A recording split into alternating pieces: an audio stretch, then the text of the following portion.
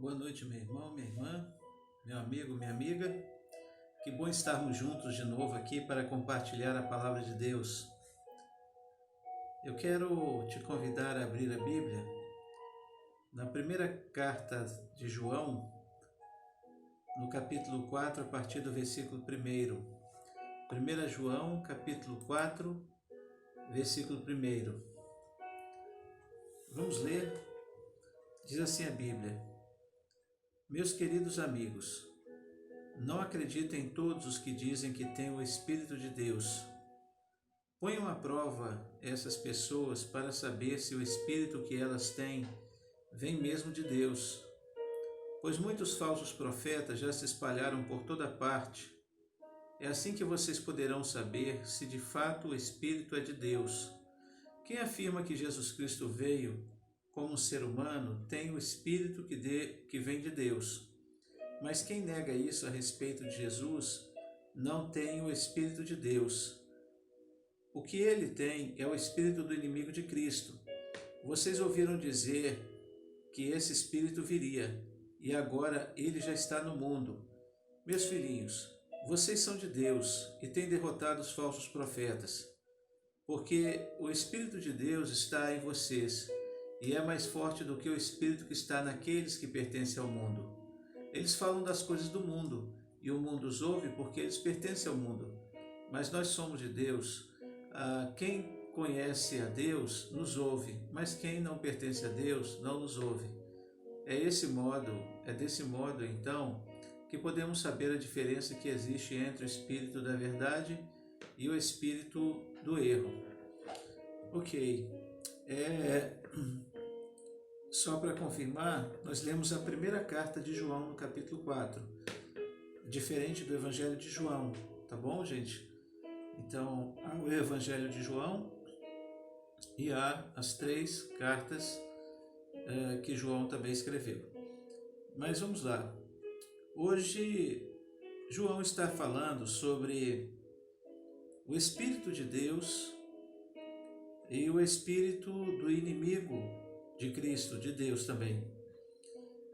No tempo de João, no primeiro século, houve uma heresia que suscitou no meio da igreja, chamada gnosticismo. O que acreditavam os gnósticos? Eles acreditavam que Jesus não tinha vindo em carne, como ser humano.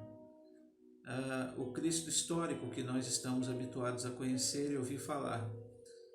Eles diziam que Jesus era 100% Deus, e se ele era 100% Deus, ele não poderia jamais ter sido um ser humano, porque se o ser humano é limitado, é pecador, enfim, tem tantos erros que comete, como é que Deus poderia ser um ser humano? Então, os gnósticos não acreditavam que Jesus tinha sido feito homem.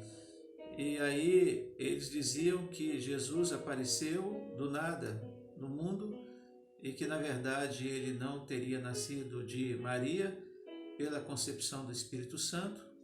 E eles ainda diziam que Jesus jamais havia sofrido ou passado por qualquer dor por ser ele apenas espírito.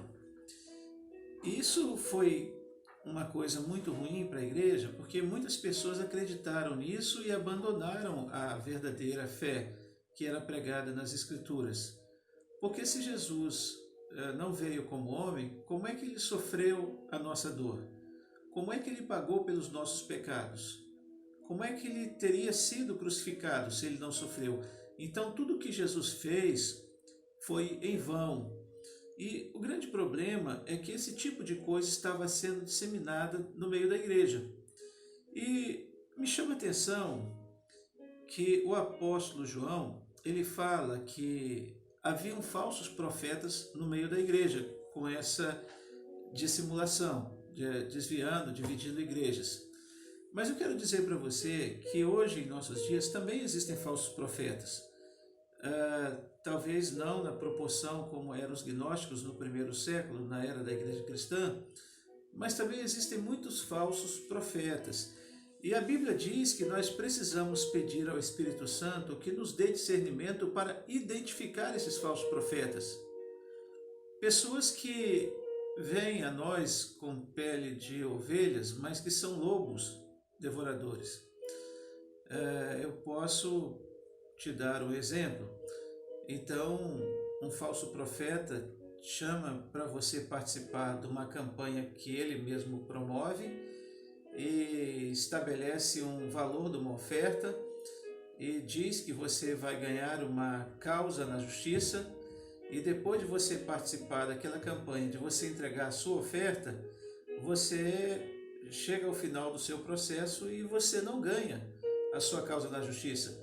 E aí você vai perguntar a esse falso profeta, ele vai te dar uma desculpa do tipo, você não teve fé para crer que Deus iria te dar essa vitória. Na verdade, ele foi tirar proveito da sua situação, da sua vida. Seria melhor ele ter dito, né, já que se ele era profeta, dizer que você não iria ganhar a causa, porque afinal de contas, se ele é profeta e Deus fala com ele, e ele é vidente de Deus, ele deveria saber o que iria acontecer. Mas não, as pessoas brincam para tirar proveito da vida dos outros. E aí, a palavra de Deus diz que nós não devemos acreditar em todos os que dizem que têm o Espírito de Deus. Não devemos acreditar e devemos colocar todos à prova. Sabe, todo pastor, todo profeta, que se diz profeta, né? Todo que se diz líder, hoje há tantos títulos nas mais variadas igrejas, apóstolos, bispos, bom, não vou aqui entrar em maiores detalhes. Eu lembro uma vez uma irmã, ela tinha sentimentos pelo namorado da sua juventude, e só que o relacionamento deles não deu certo. Chegaram a ter um filho e tudo. E o rapaz então depois conheceu uma outra pessoa com quem passou a viver e constituiu sua família. E essa irmã gostava muito ainda desse rapaz e começou a seguir uma pastora. E um determinado dia essa pastora chegou para essa irmã e disse, olha, se você quer o seu ex-namorado de volta, você precisa insistir, você precisa continuar, e se necessário for, você até se envolva com ele para que você o tenha de volta.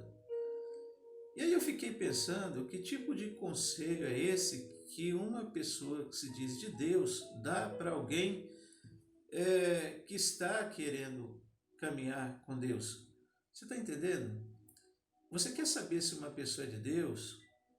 Vá na Bíblia e veja se o que ela está te aconselhando realmente é de Deus. Procure saber, procure provar aqueles que se dizem homens e mulheres de Deus e que falam por Deus. Qual é a tábua de medir? Qual é o padrão de medida dessa pessoa? É a palavra de Deus e você a tem em suas mãos. Aliás, se você não tem, mande para mim o seu endereço e diga, eu não tenho Bíblia, eu quero uma Bíblia. O meu telefone é 21 98637 2867. Então, se você não tem Bíblia, depois anote e diga, Pastor Moisés, eu quero uma Bíblia. Prefixo 21 98637 2867. Esse é meu WhatsApp, o meu telefone. Você pode pedir que nós mandaremos uma Bíblia para você com todo prazer. Só para dizer, querido, que nós temos a palavra de Deus que nos fala, temos homens e mulheres de Deus que são sérios, que usam a Bíblia, que conduzem o rebanho com seriedade.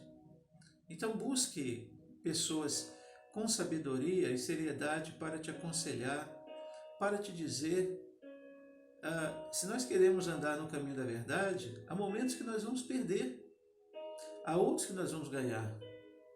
Há momentos que nós vamos viver em expectativas se vamos ganhar ou perder, mas isso faz parte da vida. Eu não posso me colocar debaixo de uma autoridade que se diga espiritual, porque alguém diz que eu vou ganhar o tempo todo, eu vou prosperar o tempo todo, eu vou ser feliz o tempo todo, quando na verdade não é bem isso que a Bíblia ensina. Jesus disse, no mundo tereis aflições, mas tende bom ânimo, eu venci o mundo.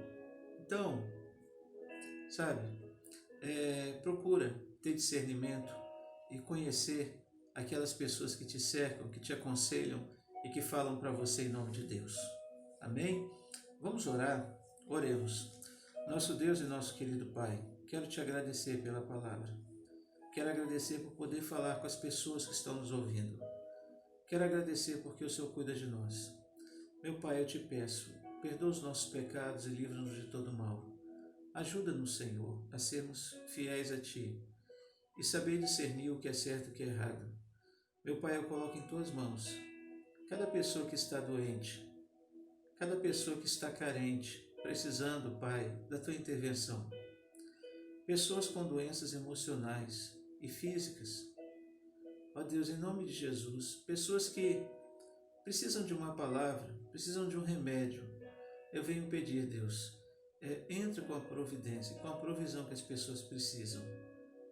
No nome santo de Jesus, nosso Senhor e Salvador, eu te peço em oração agora e para todo sempre. Amém, Jesus. Bom estar contigo mais uma vez. Deus nos abençoe e nos dê uma noite de paz. Um beijo no seu coração.